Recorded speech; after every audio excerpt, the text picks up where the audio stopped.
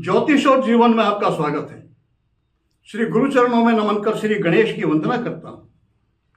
कामना पूर्ति, मनोकामनाओं का सिद्ध होना कौन नहीं चाहता। हर व्यक्ति चाहता है कि जो उसकी कामना है वो पूर्ण हो जाए, जो सपना देखता है वो साकार हो जाए। लेकिन सबके नहीं होते, वो बहुतों के हो जाते हैं। क्या कोई ऐसा माध्यम, कोई ऐसा आध्यात्मिक दृष्टि से उपाय साधना है कोई जो हमारी कामनाओं को पूर्ण करने में सहायक होती हो? हमारी परंपरा में सदियों से कोई भी शुभ काम हम करते हैं तो सबसे पहले उसमें गणपति पूजन का विधान है। विवाह करना हो तो उसमें सबसे पहले विनायक स्थापना, व्यापार के लिए किसी व्यापारिक प्रतिष्ठान के मुहूर्त की बात हो, सबसे पहले उसमें गणपति पूजन होता है। हम भवन बनाते हैं, सबसे पहले गणपति पूजन होता है। क्या कारण है उसके पीछे? कोई तो कारण होगा, यही मूल कारण है।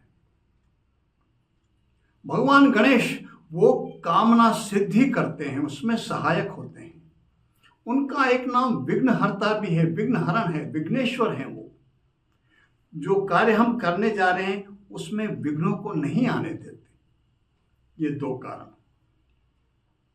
अभी हमने चर्चा की थी षट चक्रों पे, कुंडलिनी के उसमें, तो उसमें जो पृथ्वी तत्व है जिसका संबंध मूलाधार से है, वही तत्व है उनका भगवान गणेश का। वहां पर ऐरावत हाथी।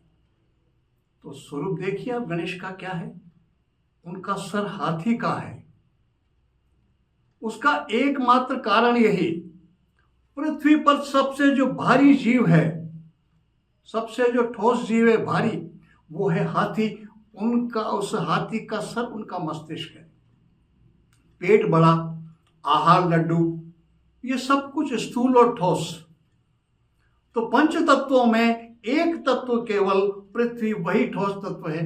जो हम कामना करते हैं, जो हमारे मन का संकल्प है, वो ठोस आकार ले ले। जो आकार ले ले उसी को तो पहले पूजेंगे। यह कारण है गणपति के प्रथम पूज्य होने का। अब हर वर्ष गणपति उत्सव, गणेश उत्सव आता है। शक्ति उपासना के लिए, भगवती की उपासना के लिए नवरात्रा श्रेष्ठतम, जो वर्ष में 4 बार आते हैं। चैत्र के आश्विन के अतिरिक्त लोग 2 गुप्त भी आते हैं। शिव की उपासना के लिए श्रावण मास। ऐसे ही श्री गणेश की विशिष्ट उपासना के लिए जो भाद्रपद मास है, उसके शुक्ल पक्ष की चतुर्थी से लेकर के और अनंत चतुर्दशी तक, यह जो 11 दिन का समय है, यह बहुत विशिष्ट महत्व रखता है भगवान गणेश की उपासना के लिए। क्या करें हम? हमारा कोई संकल्प है, कोई मनोकामना है, जो हमारे पूर्ण होने पे हमारे जीवन में खुशहाली, संपन्नता, समृद्धि जो हम चाहते हैं, वो लक्ष्य की प्राप्ति हमें हो सकती है। उसके लिए इस समय का सदुपयोग करना चाहिए। कुछ होगा ऐसा, कोई परिपाटी चली होगी, तो घर घर आज भी जो गणपति प्रतिमा स्थापना की जो चली आ रही परंपरा चली, अब घर घर होने लगी। वो, ये मेरा व्यक्तिगत विचार है, निजी। मैं आपको किसी को भी विवश नहीं कर रहा हूं, लेकिन मैं अपना निजी विचार बता रहा हूं। अधिकांश क्या होता है, इस गणेश पर्व में, उस गणेश चतुर्थी को गणपति की प्रतिमाएं लाते हैं, श्रद्धा से वहां स्थापना करते हैं, सवेरे शाम उनको नैवेद्य भागी अर्पित करते हैं। बहुत कम लोग हैं जो इसके साथ ही फिर उनका कुछ जाप, स्तुति वगैरह साधना भी करते होंगे। बहुत कम लोग। कितने? 100 में से खूब जोर लगाएं हम तो मुश्किल से 10 होंगे। 90% केवल गणपति को बिठा के समझते हैं वो कि हमने बहुत बड़ा काम कर दिया है, बस अब तो जो हम चाहते वो हमारे ये गणपतियां बैठे, ये इनको करना ही पड़ेगा। मेरा अपना निजी मानना यह है कि बजाय प्रतिमा स्थापित करने के, ये 10 दिन हमें भगवान गणेश की उपासना करनी चाहिए। क्योंकि अधिकांश आपने भी देखा है, मैंने भी देखा है, उसके बाद जब विसर्जन, अनंत चतुर्दशी के दिन विसर्जन होता है, उसके बाद प्रतिमाओं की जो दुर्दशा होती है, हम स्वयं सनातन धर्मी हैं, हम हिंदू हैं, और हमारे देवी देवताओं का इतना अपमानजनक स्थिति में हम स्वयं पहुंचाने के लिए भागीदार बनते हैं। बचना चाहिए उससे। यदि मिट्टी की प्रतिमा है और उसको विधिवत कहीं नदी नाले में हम विसर्जन कर सकते हैं, ऐसी व्यवस्था यदि है तो किया जा सकता है।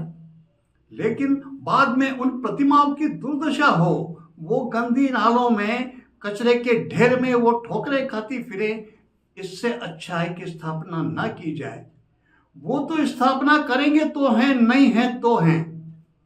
हम घर में पूजन करते ही उनके अधिकांश घरों में गणपति की प्रतिमा होती ही है। हम उन्हीं को साक्षात माने, उन्हीं का आह्वान करें, और 10-11 दिन तक ये जो पर्व है, चतुर्थी से लेकर के अनंत चतुर्दशी तक, अनंत चतुर्दशी भगवान विष्णु का भी, उनकी उपासना का भी दिन होता है, तो ये हमें करना चाहिए, बजाय प्रतिमा केवल स्थापन करके छोड़ देने के। क्या किया? क्या ऐसा विधान कोई? गणपति अथर्वशीर्ष यह एक ऐसा स्तोत्र है जो ज्यादा समय नहीं लेता। इसमें श्लोक संख्या 1 से लेकर 10 तक मूल स्तोत्र वही है, बाद में उसकी फलश्रुति है। अगर हम 1 से लेकर के 10 तक श्लोकों का पाठ करते हैं तो मुश्किल से 2.5 से 3 मिनट का समय लगता है, अधिक समय नहीं लगता है, इससे ज्यादा। और इसको करने के बाद या पहले कैसे भी कर सकते हैं, या फिर जहां पर वो मूल मंत्र आया वहां पर भी कर सकते हैं। तीनों विधान हैं। एक माला जो भगवान गणेश के मूल मंत्र की ओम गं गणपतये नमः, और एक उनकी जो गायत्री है, एक दंताय विद्महे वक्रतुंडाय धीमहि तन्नो दंती प्रचोदयात्। यह गायत्री, यह आपको पुस्तक में लिखी मिलेगी इसी रूप में। इसके आगे ओम लगा लेना चाहिए और बाद में फिर ओम नमो नमः लगा लेना चाहिए। फिर स्वरूप क्या बनेगा गायत्री का? स्वरूप बनेगा ओम एक दंताय विद्महे वक्रतुंडाय धीमहि तन्नो दंती प्रचोदयात् ओम नमो नमः। इस मंत्र का, गायत्री मंत्र का जप करना चाहिए। यह विधान ले लें हम, भगवान गणेश हमारी मनोकामना पूर्ण करेंगे।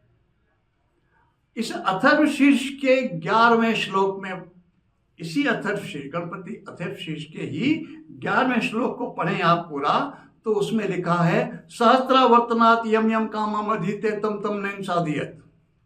सहस्त्रे सहस्त्र यानी 1000 वर्तनात् न आवृत्ति। इस स्तोत्र के 1000 पाठ करने से, जिस कामना से 1000 स्तोत्र पाठ किए जाते हैं इस स्तोत्र के, वो कामना पूर्ण हो जाती है। और मेरा निजी अनुभव है, जो इस स्तोत्र में लिखा है ये गलत नहीं है, बिल्कुल सही है। अपना अनुभव है मेरा निजी, और कितने ही व्यक्तियों को जो बताया मैंने दिया है, उनका अनुभव है निजी। हमें इस समय का लाभ उठाना चाहिए, इस गणेश उत्सव पर्व का। केवल गणपति की प्रतिमा स्थापित कर दें, सवेरे शाम हम भोग लगाएं लड्डू के, जो हम चाहते हैं उसका नैवेद्य अर्पित करें, स्वयं बांटें, कहीं कुछ भी करें, वो कर सकते हैं। लेकिन उसमें एक ही बात है, प्रतिमा मिट्टी की हो, गले, और उसके विसर्जन की उचित व्यवस्था हो। बाद में वो कचरों के ढेर में ठोकरें ना खाती फिरे। ऐसा यदि हम कर सकते हैं तो हमें प्रतिमा स्थापित करनी चाहिए, अन्यथा नहीं करनी चाहिए।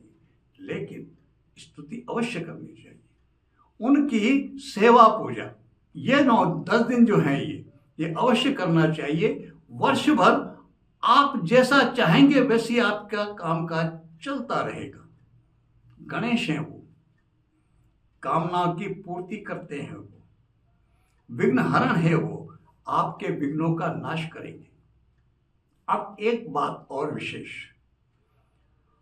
ये जो षट चक्र हैं जिन पे अभी हमने चर्चा की, गणेश उपासना में गणपति का जप करते समय आप अपने ध्यान को मूलाधार चक्र पर स्थिर कीजिए।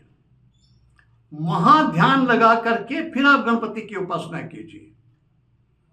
मूल मंत्र उनका ओम गं गणपतये नमः, इसकी एक माला कर लें और ये करने के बाद फिर हम अथर्वशीर्ष का पाठ करें।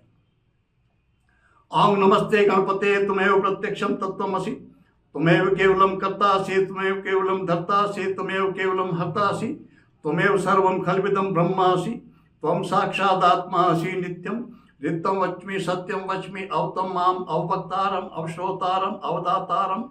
हम इस गति से पढ़ेंगे, इस गति से पाठ करेंगे तो भी मुश्किल से 2.5 से 3 मिनट में एक स्तोत्र का पाठ हो जाएगा। गणपति अथर्वशीर्ष पर मैंने अलग से एक वीडियो बना रखा है, चाहे तो आप उसको देख सकते हैं। आप इस तरह से ज्यादा घास काटने की जैसी आवश्यकता नहीं, शांति से जैसे मैंने बोला इस तरह करेंगे तो 2 मिनट में हो जाएगा, नहीं तो शांति से भी कर सकते। ओम नमस्ते गणपते तुमेव प्रत्यक्षम तत्त्वमसि, तुमेव केवलम कर्तासि, तुमेव केवलम धर्तासि, तुमेव सर्वं खल्विदं ब्रह्मासि, त्वं साक्षादात्मासि नित्यं ऋतं वच्मि सत्यं वच्मि अवतं माम अवक्तारम अवश्रोतारम अवदातारम अवधातारम। हम ऐसे भी कर सकते हैं, हमारे पास समय की जैसी उपलब्धि ऐसे करेंगे तो ज्यादा अच्छा रहेगा। सवेरे और शाम 2 समय विभाजित कर लें। एक समय बैठक में संभव नहीं हो तो हम 2 समय में कर लें, लेकिन इन 10 दिनों में 11 दिनों में हम 1000 पाठ कामना करने के बाद संकल्प आदि जो हमारा गुरु स्मरण का पूजन का विधान, उस बारे में पिछले कई वीडियोज में बता चुका हूं, वो सब जानने वाले हम समझते हैं। वो करने के बाद फिर इनका पाठ करना चाहिए। एक विशेष बात और, कृपा तो वही करेंगे, हमारे घर पर हम बैठ करके उनकी स्तुति करेंगे। किसी भी मंदिर में चले जाएं आप, आपके निकटतम, कोई जरूरी नहीं कि बड़ा विशेष मंदिर हो, ऐसा नहीं। गणपति तो सब जगह हम माने तो किसी भी मंदिर में जा करके उनको प्रसाद आदि चढ़ा करके आए। एक दिन पहले, 2 दिन पहले, कम से कम 1 दिन पहले तो गणपति चतुर्थी से 1 दिन पहले 2 दिन पहले प्रसाद आदि चढ़ा करके आए और उनसे निवेदन करके आए कि मैं अपनी इस कामना की पूर्ति के लिए गणपति चतुर्थी से लेकर के और अनंत चतुर्दशी तक अपने घर में, अपने आवास निवास में बैठ करके आपकी स्तुति करूंगा। कृपा करके मेरी मनोकामना पूर्ण करना, ये प्रार्थना करके आए और फिर उपासना करें। आपकी जो भी कामना होगी उनके लिए कुछ नहीं है वो, लेकिन एक विशेष बात ध्यान रखनी, हमें यह भी ध्यान रखना चाहिए कामना का, जो सपना जो देखते जिसका संकल्प करने से पूर्व, कि वो हमारे लिए कितनी उपयुक्त है, हमारी सीमा जिससे बाहर हो। मेरा राजनीतिक क्षेत्र नहीं, राजनीति से कोई मेरा लेना देना नहीं, और मैं प्रार्थना कर लूं, संकल्प कर लूं कि साहब मुझको तो मुख्यमंत्री है, प्रधानमंत्री है, कहीं कुछ भी ऐसा बना दो, कैसे संभव है? जो तर्कहीन है, फिर हम दोष गणपति को देंगे तो काम नहीं चलेगा। हमको इस बात का अवश्य ध्यान रखना चाहिए, मेरा जो कार्य क्षेत्र है, मेरी जो संभावनाएं हैं, मेरी जो क्षमता है, जो मैं कर रहा हूं, उसमें मैं कुछ भी सोच सकता हूं, मांग सकता हूं, उनसे प्रार्थना कर सकता हूं, लेकिन जिससे मेरा संबंध नहीं है, जो मेरे लिए संभव ही नहीं, उसकी कल्पना हम करें और फिर उसकी कामना करें और फिर उसके लिए प्रार्थना करके फिर हम जैसे कितने अनुष्ठान कर लें और फिर कहें हम कि इतने दिन हो गए कुछ नहीं हुआ, उनको दोष देना उचित नहीं होगा। गलती तो हमारी है। तो हमारे लिए लक्ष्य हम निर्धारित करें जो हमारे लिए योग्य, संभव है, उचित है, लेकिन हमारे मानवीय प्रयासों से उस लक्ष्य की प्राप्ति जो हम चाहते हैं जितना, उतना थोड़ा सा कष्टकर है। हम चाहते हैं वो थोड़ा सुगम हो जाए, आसानी से हो जाए और उसकी समृद्धि, उसका साकार होना निश्चित हो जाए। ऐसे में हमें भगवान गणेश की उपासना बहुत सहायक सिद्ध हो सकती है।